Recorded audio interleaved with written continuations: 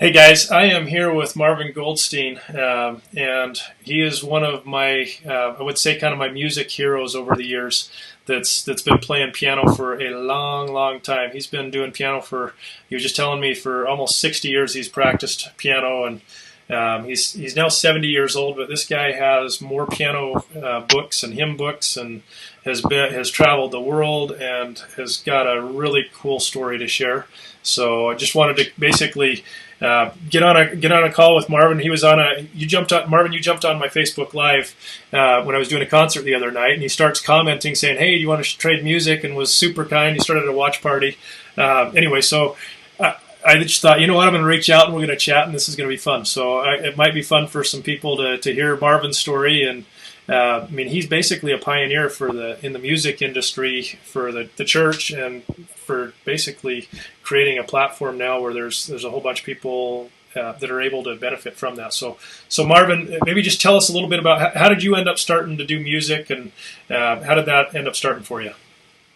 Well, actually, what I'd like to say first, if it's okay with you, is that I was one morning listening to Pandora, Okay. and it's called the Marvin Goldstein station, I think. I don't even know how it works. But all of a sudden, there was a guy that wasn't me on it. Okay. And his name was Jason Tonioli. And I listened to it, Jason, and I'm going, I like this. Oh, it's so sweet. It's so good. It's so pure. It's just every note of it's well thought out. It's just so good. And so I was interested in you before you even knew that I knew anything about us connecting at all. So I applaud you for what you're doing. I love what you're doing. And it reminds me a lot of what I do and how I do it, how I think to do it. And anyway, so back to the question is, I started when I was 9 years old, and it was actually in 1959. Okay. I started on the accordion. I went with my mother into our bank. She was going to make a deposit, my dad's check. And so we went in, and there was a box there. And the box said, win 12 free accordion lessons. So I'm 9 years old, and I said, Mom, can we try that?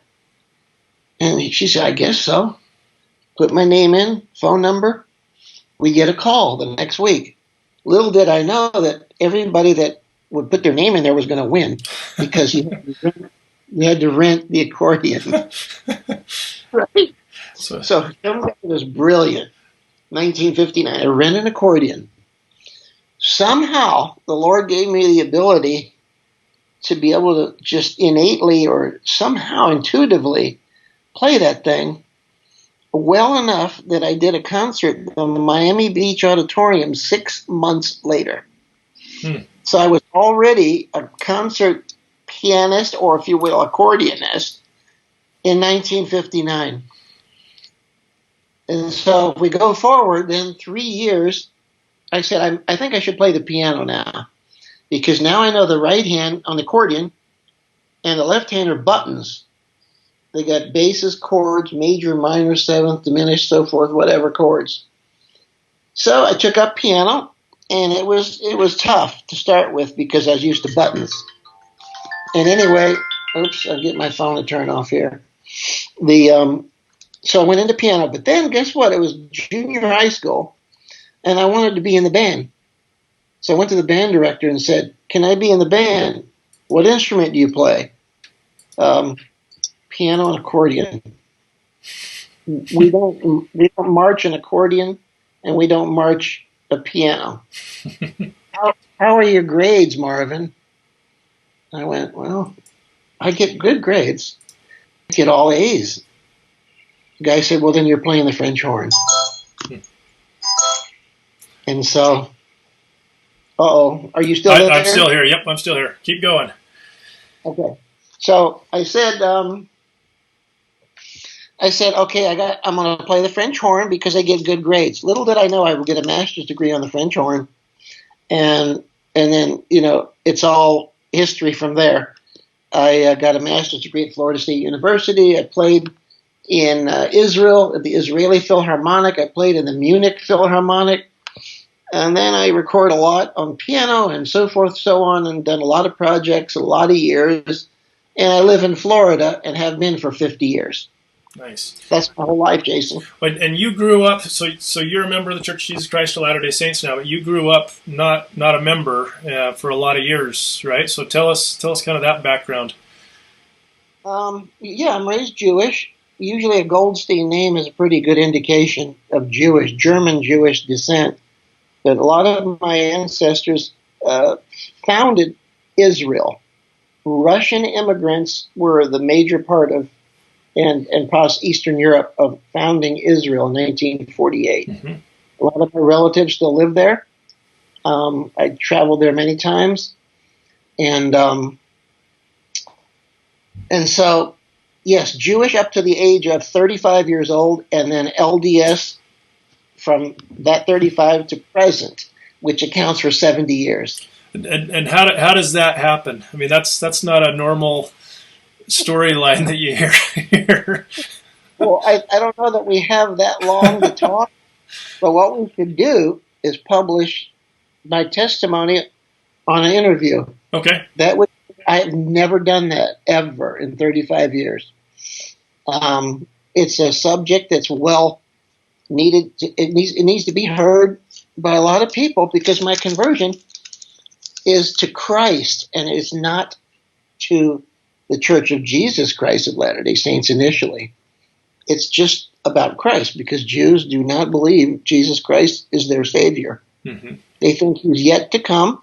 They don't know his name, although they do prophesy that the Savior's name will be David, by the way.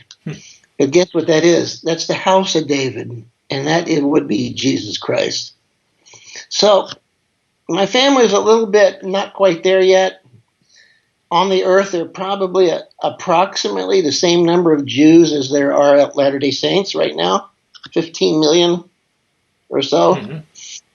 And I tell a funny joke sometimes. A funny joke. They do laugh at when I tell this that when all the Jewish people do join the church someday, all of them, that I'm looking at a bunch of congregation of our people and visitors, and I go, when they all join the church, guys, you won't be in charge anymore.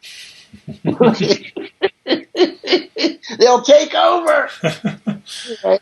Anyway, it's a funny story, but awesome. But yes, it's a long career, a long, good career. Well, I got to ask you this about your music. So you grew up practicing piano and being a polka rock star on your accordion, I guess. But were you one of those kids that enjoyed practicing piano as a kid? Polka rock star. That is so. I love that. At 9 years old, if any kids are listening to this or parents ever, I practiced 3 hours a day at 9 years old. There were no video games, Jason. There wasn't even hardly color TV out yet. People were, if they were dedicated to anything, they were going to do it all the way because distractions were few. Mm-hmm. There weren't many distractions. Nowadays, try telling some kids, if you really love it, try it 3 hours a day.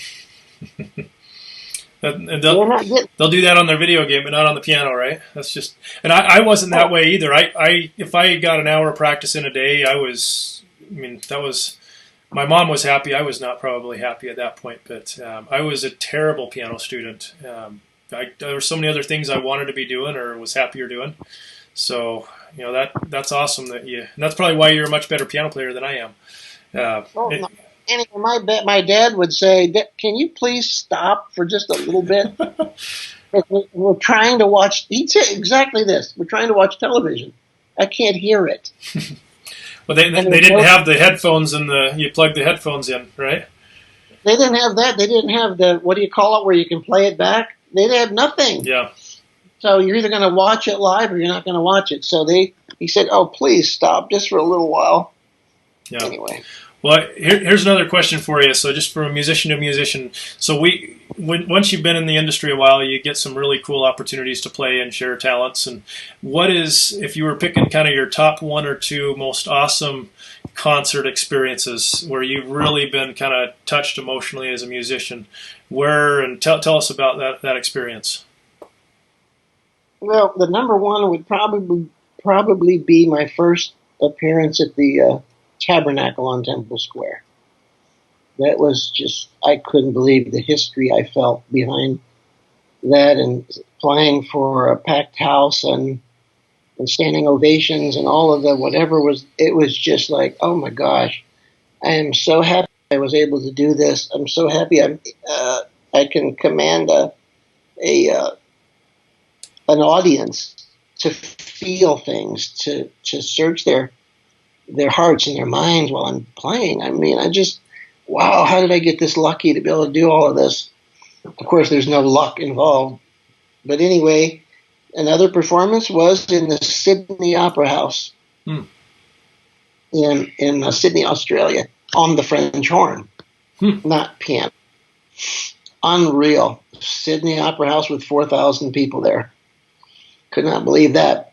The third experience, there are many experiences, would more than likely, I'm searching my brain right now, oh my gosh, there are just so many of them. Might be in South America, Jason, when we performed with Vanessa Joy, the singer I work with, when we would perform and that's recent, in the last 3 years, in Buenos Aires and also in Santiago, Chile, where it was a satellite broadcast. The church had a satellite broadcast, 7 cameras, to all of South and North America. Very cool. Unbelievable. Very cool. So where in Buenos Aires? Because I served my mission. I don't know that you knew this. I served my mission down in Argentina. So I was in northern Argentina in Resistencia, up by the Iguazu Falls. So and finding a piano in Argentina is not an easy thing to do. There's lots of Germans where I was at. There was all kinds of Germans and Nazis that had escaped and gone north. But every once in a while there'd be a few pianos, but not many.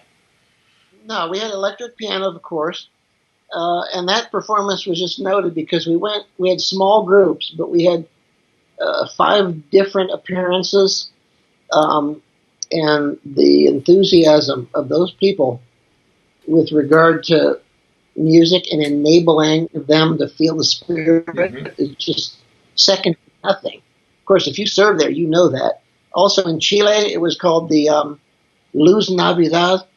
It was a outside performance on temple grounds in Santiago, and also in Concepcion, right near there. So it's just, we could have quite a long show of experiences that I'm hoping anybody that watches this or is able to share this can try to excite young people to put away their little electronics and do something substantial with their passion.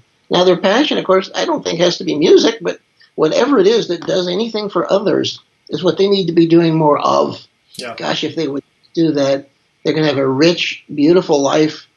I have no regrets of anything I've done, but I work hard at what I do, and I'm still able to do it. I can see playing till the day I'm gone. Yeah. Oh, and I think that's the one thing that a lot of people don't realize is how much work goes in. If you want to be good, it takes time and effort. And for example, so you've written, I think, well over 200, almost 200 songs probably. That's in your Masterworks book that you can get on your website. So if you want to go get an awesome book, go out marvingoldstein.com and you can go get Marvin's book. But he's got this huge book of every song you basically published forever. I'm trying to convince him he needs to do some new songs, by the way, so hopefully that's going to come about soon. But Marvin, talk about maybe, how did you start writing down the music? What was it that spurred you to do that, and what goes into putting a song down on paper? Well, after many years of people saying, I would like, do you have that arrangement? No, I don't. where'd you learn it? And I go, there. Really? Can you write? I mean, are you going to write any of them down? Because we'd like to play them. Well, okay. And so after I had recorded a lot of things, audio recordings, I decided to then go back and take those same selections and put them into music. Mm-hmm. And but I never, ever wrote a pencil mark or pen mark on a staff of paper, ever. You've never done that? Never done that. The technology had come about. It matched my timing, where I could then play to initially to not any kind of a rhythm track or no click. I just did it. And my transcriber would then make it into measures and mm-hmm. put it all down and edit it and say, okay, it's done. Publish. Done. But then he said he could make it a lot easier on me if you would go with a click track, and then it would be mostly done, mm-hmm. where it's like organized, and it's not where I've got to figure out your timing here. And so we did that way, and I could get it about 98% correct with a click. I have never been able to do that, and do you know how I still write most all my songs? I've evolved to an iPad, but I write down here. I'll show you on the screen. I've got from last night. So here's my notes from last night for anybody. I still write every single note out. Oh my gosh, you do. So I'm not nearly good enough to be, because one of the things at least for me, when I write the music out, putting thought into each one of those notes. I'll stop and I'll pencil it in, but I've found for me, and I wish I could do it as easy as you do it, that if I give thought to each note, it gets better.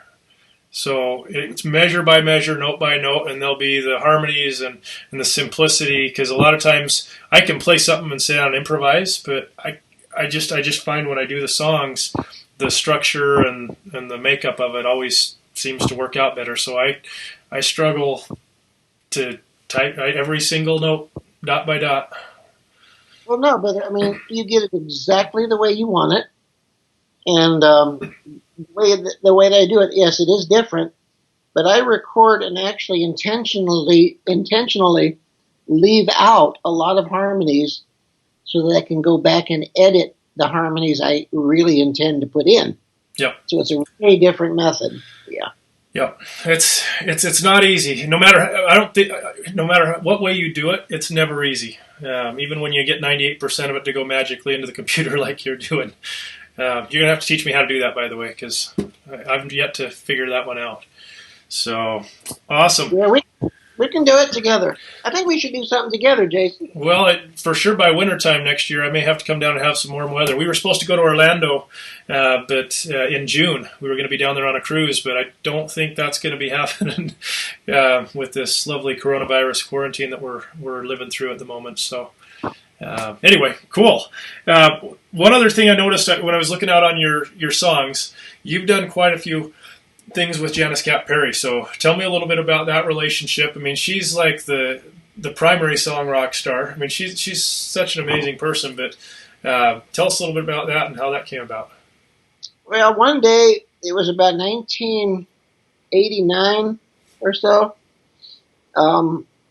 I went to a trade show. I think it was a trade show, LDS kind of trade show musician, and there was Janis Kat Perry, which everybody knew then quite well, even in 1989.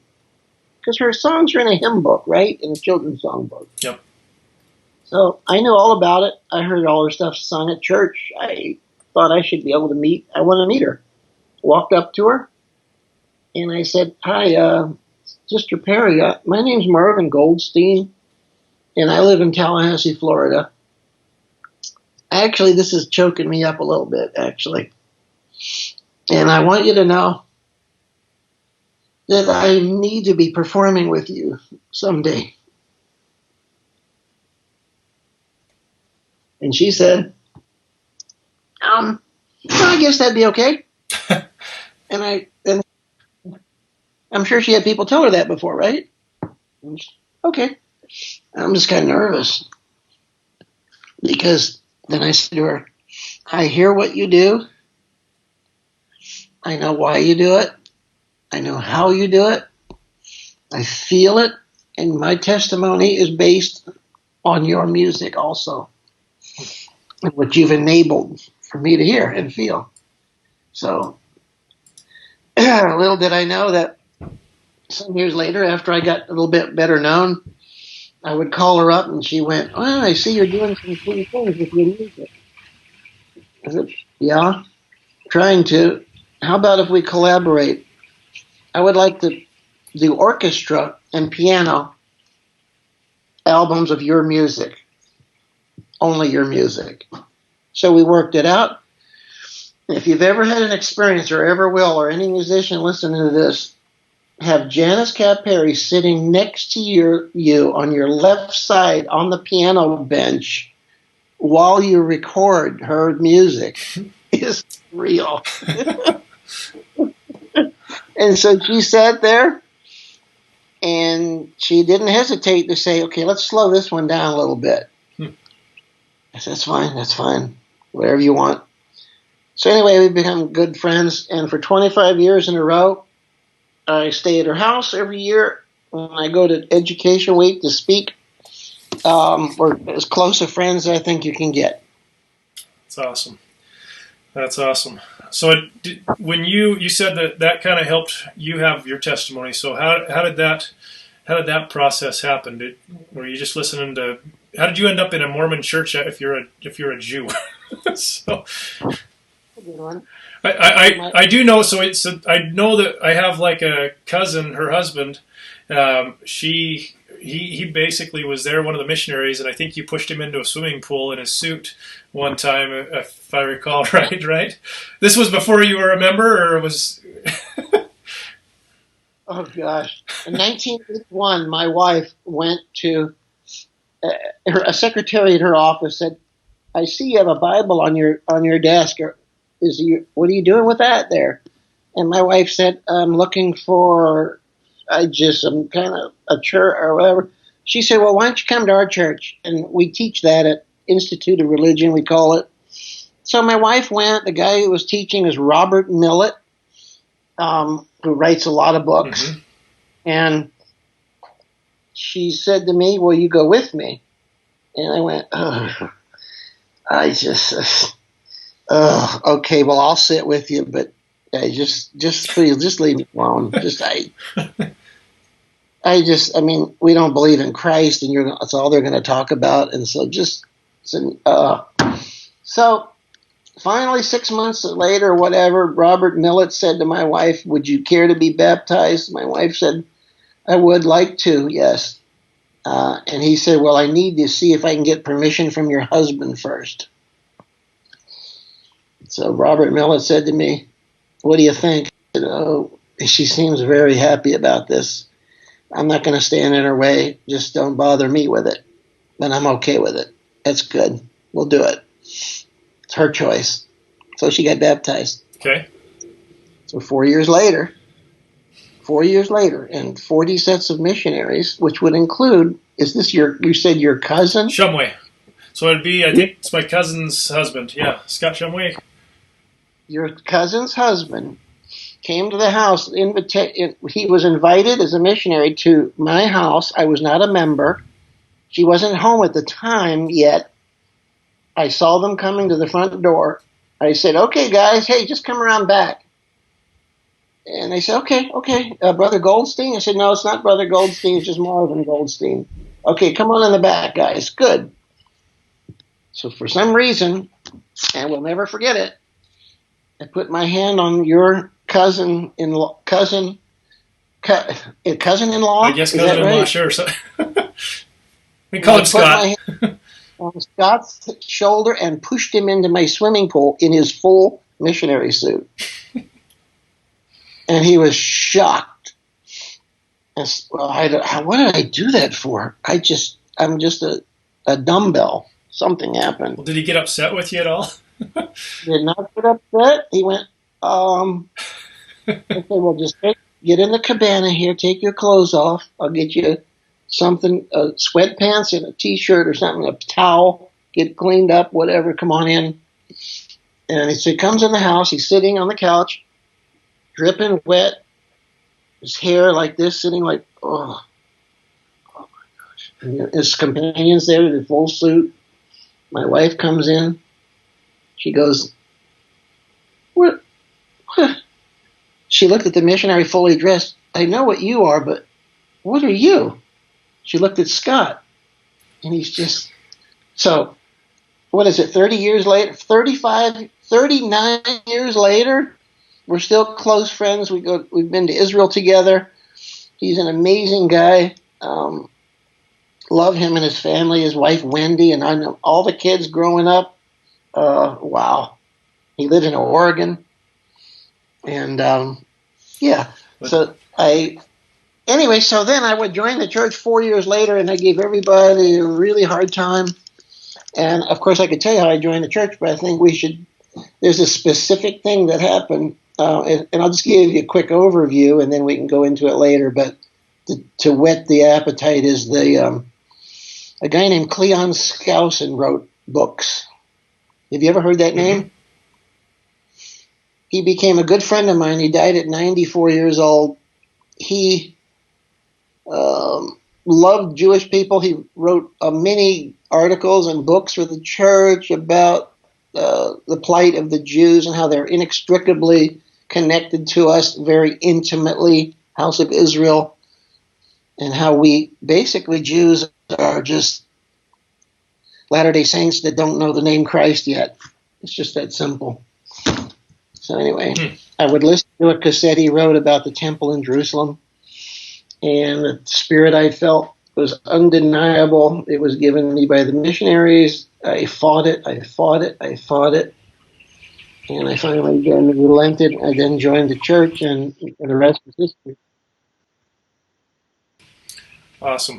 Well, I want to wrap up here. We can definitely do another interview another time. If you have, I guess, as my last question, if you had any advice for anybody who's playing piano or studying piano, or a parent that's got kids playing piano at home, what advice do you give to those music students that hopefully helps a little bit to that? Especially you got the moms that are home right now and trying to get their kids to practice, and they probably got way more of their kids at home than they want because of the quarantine. But what advice do you have for them? Well, there's two different views. One is to force them to do it and see if they're really going to get good enough to love what they do. The other way is the way I would advise. If they get to a point, you encourage them to do it. You never batter them to do it. You don't force them to do it. You do not.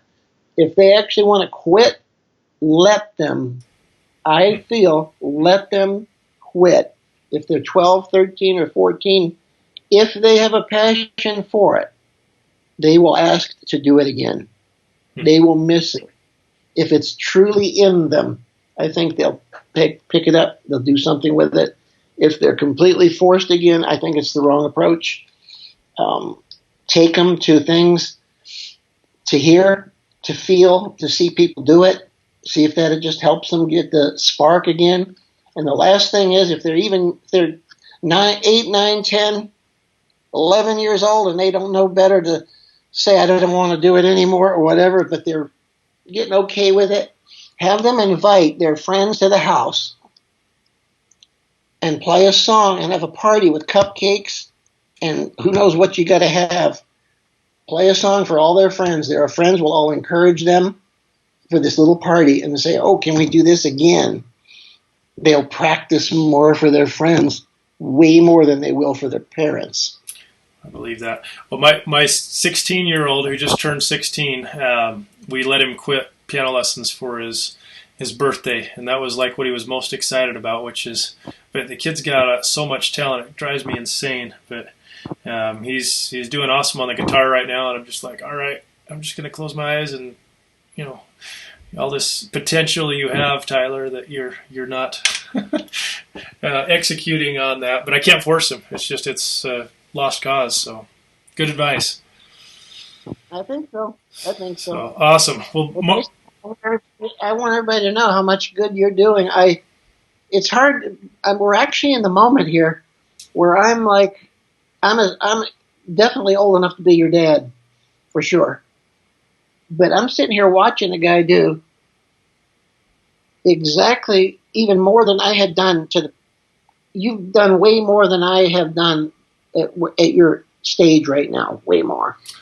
And my gosh, I'm so happy to see things going on that maybe I had you listen to maybe one thing I had done that made you want to do it too. That makes me really happy. Well, I still remember playing I think it was my first musical number in church. I think was yours up in Soda Springs, Idaho. So you probably had more influence on me than you even realize, which is kind of fun. Love it. Back when Love I still didn't like practicing. I still don't love practicing today, but so anyway, no, I appreciate that. I've been very blessed over my life, and honestly, and you I'm sure you'd say the same thing. Is without a lot of really amazing people helping us out, and a lot of coincidences that I think are more the hand of God, kind of pushing us in directions or places. We wouldn't be where we are today. And I feel like it's important to keep giving back and helping, and if you can give back more than you receive, good things come about. So it's really never been about what I get, or if I can help people do awesome things, that's reward enough for me, to be honest with you. And it's paid off. I love it. People love it. They recognize it. They feel it. I got a feeling that we may be doing things together, so people better watch. I think so. And I'll publicly even go on. There's probably not too many people that are going to watch this, but I've had so many requests for primary songs over the years, and one of my favorite things that I've done is with my kids even. So if you were in our ward building for musical numbers, when they're just little and they can do like that magic one finger thing, or they can just do like the one liner. So I've had my kids actually sit by me on the piano bench, and I'll play kind of the bottom hand. That sounds fun, and then have just the right hand, so that little kid can have that experience of being like, oh my gosh, that was so cool. And then everybody comes up and tells them how good they did. I would love to put together some sort of book that we could do with that. And I've had that on my bucket list, and I've done it with my kids, and I've been too lazy to kind of get it all in the computer. And so I'm going to just publicly tell you, I'm going to ask you to help me to put something like that together. So if it's a mix of both of us doing hymns, or if you can just be like have the whip and crack it over my head to say, hey, Jason, you need to do this for the world. There's my call for I need some accountability there, but that's something that I would absolutely love to do, and I think it would be so fun to do that with you, and who knows, maybe Janis Kat Perry would enjoy doing something like that together as well. Just I think if we can help that younger generation have some amazing, doable experiences at the piano, I think it will be a good thing. I'm not going to let you quit, though, Jason. I'm too far into this now. So, and I finally hit that point where it's like, oh my gosh, this is the best thing ever. I think that for me, when I realized I loved the music, I was down at the recording studio one night. This would have been, I don't know, 8 or 10 years ago, but it was my very first album, and we'd been working on it, and I'd been recording, and Chuck and Jake, the team that helped me, were so generous with their time, but we were trying to get a CD done, okay? And the only problem is at 7:30 in the morning, I was supposed to be leaving to Cancun, Playa del Carmen, with Stacy, my wife, to catch a plane. And so I went down, and I was like, okay, Stace, we're going to get this all done. And I think I went down after work. It was like 5 o'clock when I headed down there.